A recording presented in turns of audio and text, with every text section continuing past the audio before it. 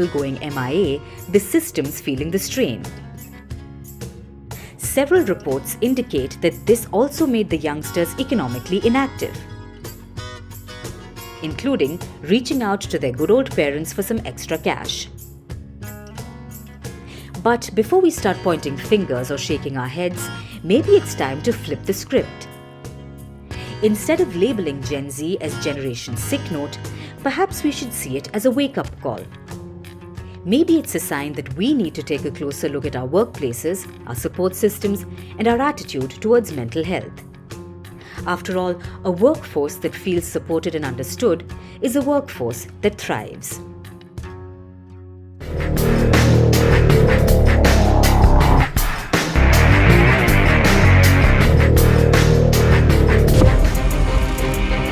From impeachments to inaugurations, if it's a political story, we are on the scene. The race for the White House is heating up. We're beating Biden. How dare he say that? If it's breaking news, we're live with the latest coverage. From the White House, the State Department, and Capitol Hill, we know the issues, but above all, we know the players to bring you the latest in-depth analysis on all the key stories that we're covering. I'm Eric Ham. Join me from Washington here on Firstpost America.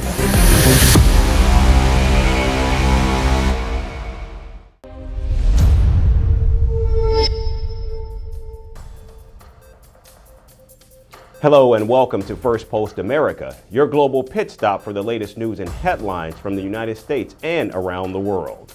I'm Eric Ham, coming to you live from the nation's capital in Washington, D.C. We'll get you a roundup of all the day's top stories, but first, let's take a look at the headlines.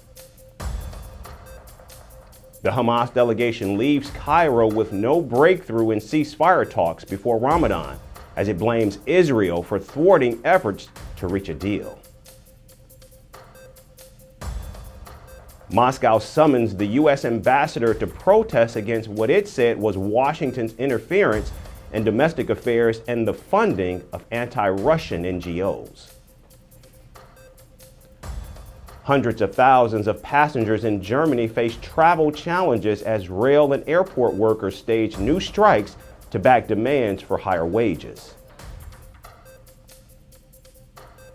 Protesters rammed down the door of Mexico's presidential palace during President Obrador's briefing. The group was protesting the 2014 disappearance of 43 students. And finally, the UN Security Council raises alarms over the rapidly deteriorating situation in violence-ravaged Haiti. Meanwhile, Washington ramps up the pressure on Prime Minister Ariel Henry to reach a political settlement.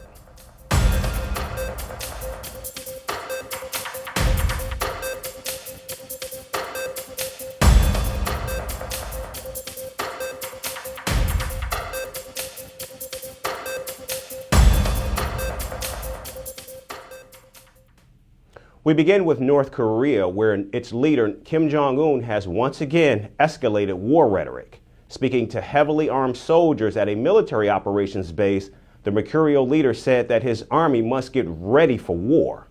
He's asked them to heighten preparations and readiness for battle and to intensify actual war drills. Un inspected field training of troops at the base, the location of which was not identified. Now, it's not unusual for Kim Jong-un to inspect military bases and training centers. In fact, he's often been seen at North Korea's missile and weapons launches as well. But this time, the North Korean leader was brandishing a gun. Wearing a black leather jacket, he was seen talking to ranks of heavily armed soldiers in camouflage, overseeing firing drills and inspecting weaponry. Now, Kim Jong-un's threat of war comes as the U.S. and South Korea began joint military drills earlier this week. The two allies conducted annual exercises known as Freedom Shield, with twice the number of troops taking part compared to just last year.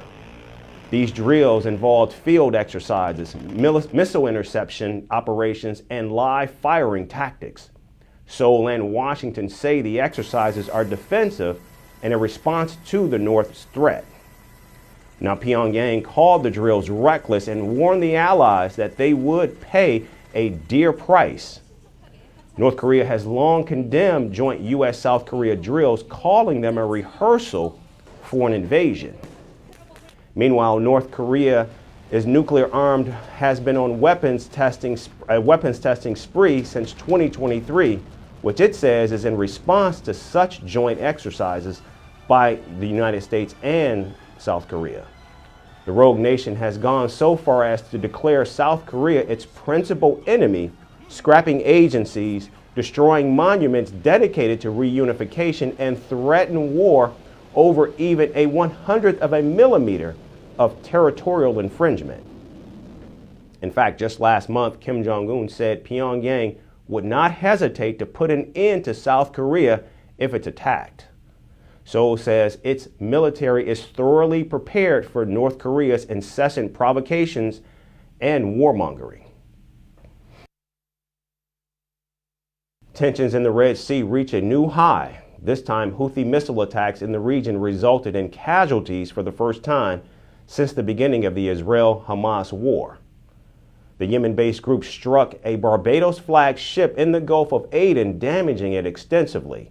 The United States Central Command has confirmed that 3 crew members of the merchant ship have been killed. American officials say that 4 other members have sustained injuries, with 3 of them in critical condition. Now, right after the attack, the Houthis declared that they had successfully hit an American commercial ship in the Gulf of Aden. The naval forces of the Yemeni armed forces carried out a targeting operation against the American ship True Confidence in the Gulf of Aden with a number of naval missiles. The strike was accurate and led to a fire breaking out on the vessel. The targeting operation came after the ship's crew ignored warning messages from the Yemeni naval forces.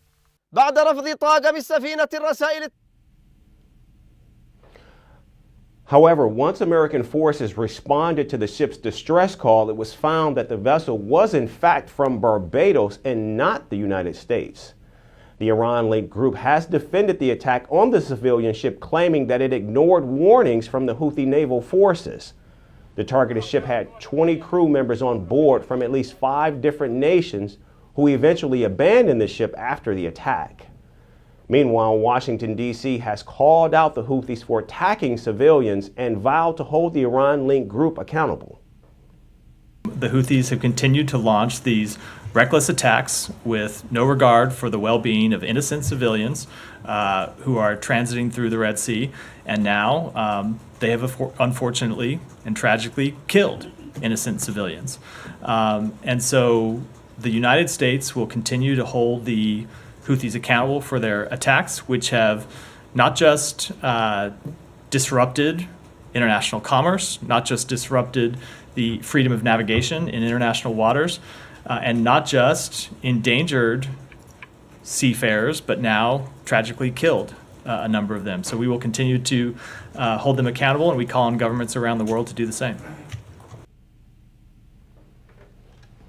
Now, despite the American warnings, the Houthis say that they will continue targeting any ships that are linked to the United States, the UK, or Israel. Now, contrary to their claims, the rebel group continues to target commercial ships from other nations as well. In fact, the Yemen-based Houthis have carried out multiple attacks on commercial ships in the last 48 hours.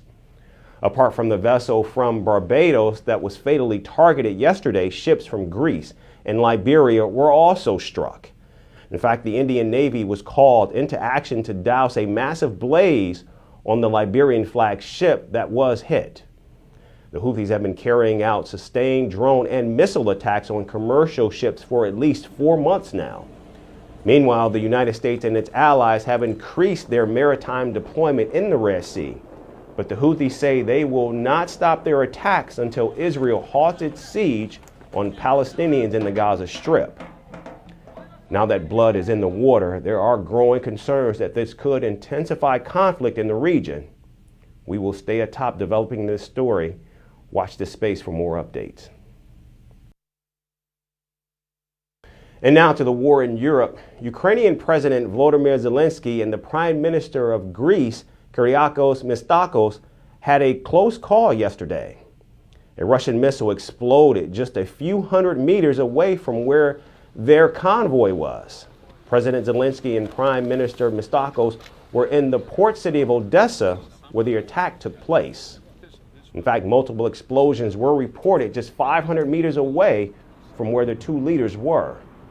The Russian attack killed at least 5 people and left several wounded. Both President Zelensky and Prime Minister Mitsotakis described their narrow escape. I think that Kyriakos and me did not only hear it, but we saw the missile strike. You see, with whom we are dealing, they don't care where they strike. We were at the port of Odesa and President Zelensky and his staff gave us a tour, explaining to us on the one hand the importance of the port for Ukraine's exports, and on the other hand showing us the significant damage this critical infrastructure has suffered. Then we heard some sirens, and shortly after, as we were getting into our cars, we heard a big explosion. Now, President Zelensky frequently makes these high-risk trips to the front lines along with other European leaders. However, yesterday's attack was one of the closest calls for the Ukrainian leader. The Greek Prime Minister was shaken by the near miss and called it intense while urging for more attention to the war in Ukraine. And I think this is one more reason why all European leaders should come to Ukraine. Because it is one thing to see, to hear the description from the mass media or from President Zelensky, with whom we regularly communicate, and it is completely different to experience the war firsthand.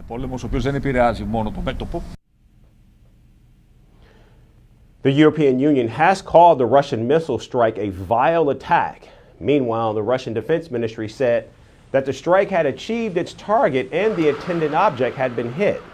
However, the near miss did not deter President Zelensky or Prime Minister Mitsotakis from carrying out their duties. In fact, the Greek leader has promised to work even more extensively with Kyiv after seeing the Russian threat firsthand. The main subject of our conversations with the Prime Minister of Greece was, of course, our defense, our capabilities to actively defend ourselves, our air defenses. This is an absolute priority. In our conversations with the allies, we talk about air defense systems, about production of weapons, and there is enough possibility to produce defensive weapons in the world. Weapons which we need here to save people's lives. Decisions need to be made now, not sometime in the future, but now, for people who suffer from terrorist attacks day and night. Now, the Russian missile strike comes just one day after Ukraine successfully sunk a Moscow ship in the Black Sea. Was this President Vladimir Putin's idea of retaliation, or was this a larger warning to President Zelensky? In either case, it looks like the war in Ukraine is in fact far from over. And here in the United States, after securing easy victories in their respective primaries on Super Tuesday, both President Biden and Donald Trump have their eyes set on a new election prize, Nikki Haley's voters. The former UN ambassador dropped out of the race, but has not endorsed Donald Trump. Support from Haley's voters could be crucial to victory in November. Our next report breaks it all down.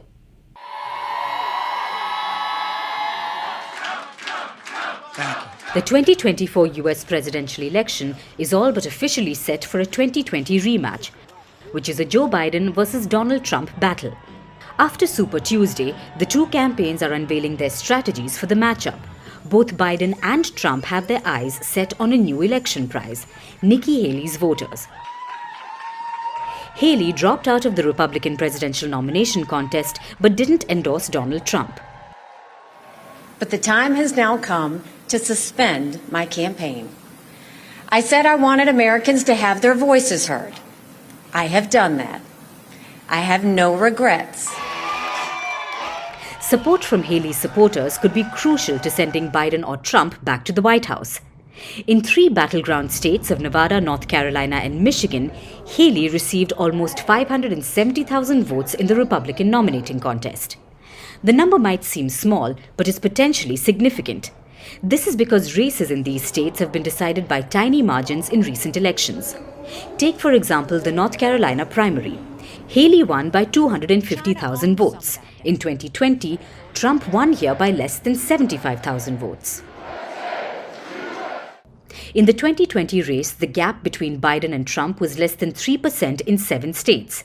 These were Pennsylvania, Michigan, North Carolina, Georgia, Arizona, Wisconsin, and Nevada. So when Haley announced her decision, both Biden and Trump put out statements calling on her voters to join their camp. President Biden commended Haley for speaking the truth about Trump. He said there is a place for Nikki Haley's supporters in his campaign. Meanwhile, Trump said he had trounced her in the Super Tuesday Republican contest. He's also challenged Joe Biden to TV debates, anytime, anywhere. The former president has derided Haley throughout the campaign. He also passed sexist and racist comments about her. This left many of her supporters wondering if they still have a place in the Republican Party. Some experts say there's little precedent for Republicans like Haley's supporters to come out for a Democrat. I'm really disappointed. I thought she was going to be our hope to get out of this Donald Trump nightmare. So I'm really disappointed, yeah. But I understand, I appreciate how long she fought and tried. When I was watching the news this morning, there were women who voted for her and said that they would never vote for Donald Trump. That's fine. I totally understand that too. I think when you look at the choices that we have, it's embarrassing. Like, out of the entire country, that these are the people that we are left with. I was sad to hear that Nikki did not get enough votes to stay in the race. However, I'm not a fan of President Trump. I feel very concerned about the Republican Party, and I'm not sure what will be happening in the fall. It'll be interesting to see, but it's also kind of scary for me. Some experts say that there's little precedent for Republicans like Haley's supporters to come out for a Democrat. Political experts also believe a significant number of Haley's voters were Democrats or Democratic-leaning independents who crossed over to vote in Republican primaries to try to deliver a blow to Trump. While that failed, Haley's supporters now remain stuck between a rock and a hard place.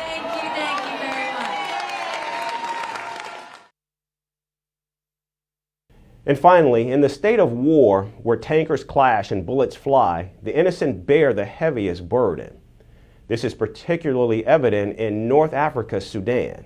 For 11 grueling months, a civil war has been raging, leaving despair and hunger in its wake. As the conflict persists, the nation is on the brink of its most harrowing crisis, a crisis of hunger that threatens to engulf millions. Our next report explains. Death, destruction, despair. Wars and conflicts have only left a country ravaged and its citizens reeling under devastating impacts for years. The story of Sudan in North Africa is no different, where a civil conflict has been raging for 11 agonizing months. The end seems distant, and now the nation teeters on the edge of its worst hunger crisis ever. People are tired and there is no food. I used to be in good health before, but now my body is getting thin. It has been 2 months and this is the 3rd month, and our bodies are getting thinner. What will we look like a year from now? We will collapse to the ground. This alarm was rung by the United Nations World Food Programme, revealing how the lives of millions have been shattered by the ongoing war. The world body has painted a grim picture of the situation, saying that over 25 million Sudanese are trapped in a relentless cycle of food insecurity. Shockingly, over 90% of the population faces hunger at emergency levels. The available food is not enough for us. We have corn, but we don't have the money to grind it. And we don't have the money to buy cooking utensils either. We can't buy onions or meat. The food that we have been given is not enough. The situation is difficult and there are no jobs. The United Nations warns that the war risks unleashing the world's largest hunger catastrophe. In South Sudan's overflowing transit camps, where 600,000 fleeing souls seek refuge, hunger gnaws relentlessly. So there is a lot of challenge currently in the camp. The situation is really catastrophic. And in terms of food, let's say there have been no food distribution almost since 1 year now.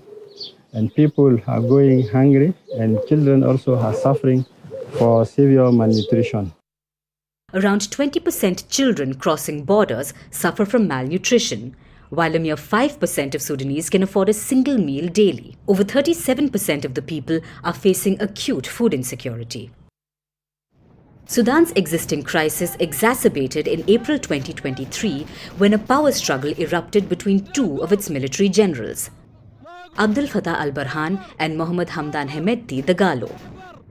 Since then, the war has claimed tens of thousands of lives, demolished infrastructure, and pushed the economy into chaos. The warring factions stand accused of heinous crimes against civilians, including ethnic cleansing. Furthermore, this war has fueled the world's largest displacement crisis. The relentless violence has put the lives of millions in jeopardy. Over 8 million people have been uprooted. About 2 million people were forced out of their houses even before the war began. Yet, amidst the despair, a glimmer of hope emerged on March 6th this year. The Sudanese government pledged to accept humanitarian aid delivery. A beacon of hope after months of isolation. The aid will come through Chad and South Sudan, offering a lifeline to those in dire need.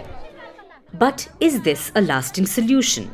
For the situation to get better, the World Food Programme has made some suggestions. It has asked the warring parties to cease hostilities and to grant aid agencies access to those in need. They have also urged the neighbouring countries to contribute to humanitarian aid funding. Since the beginning of the conflict last year, there have been multiple ceasefires, but the two generals have refused to diffuse tensions. Almost a year on, it's Sudan's people who continue to be the victims of this war, with millions of lives shattered.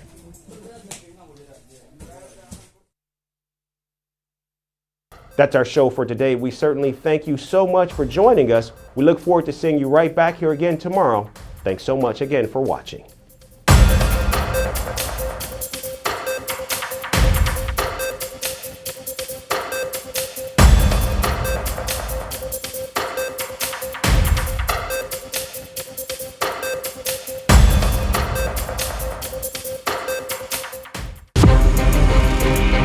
From impeachments to inaugurations, if it's a political story, we are on the scene. The race for the White House is heating up. We're beating Biden. How dare he say that? If it's breaking news, we're live with the latest coverage. From the White House, the State Department, and Capitol Hill, we know the issues, but above all, we know the players to bring you the latest in-depth analysis on all the key stories that we're covering. I'm Eric Ham. Join me from Washington here on First Post America.